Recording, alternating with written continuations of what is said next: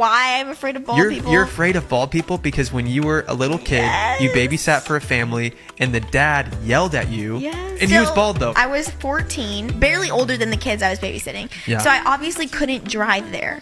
And so I was babysitting for this girl who was very, very well behaved. Yeah. And they told me her bedtime. It was getting close to that time, and I was like, hey, do you want to go to bed? She's like, yeah. She was very sweet. And so I trusted everything she said. She's like, oh, and I was like, okay, I'm going to turn the lights off. She said, oh, my parents let me read in bed sometimes, but as long as I'm in bed by my bedtime, they're okay with it. And so I was like, that checks out with me. Like, that seems right. And so I shut the door, the lights on, the parents get home, and the dad's like, why isn't she asleep? And he's like all mad at me. And I'm like, I'm so sorry. And I didn't want to get her in trouble. So I was just getting all flustered, and he was pretty angry, and it scared me. And then the worst part is that obviously I couldn't drive, so he had to drive me home.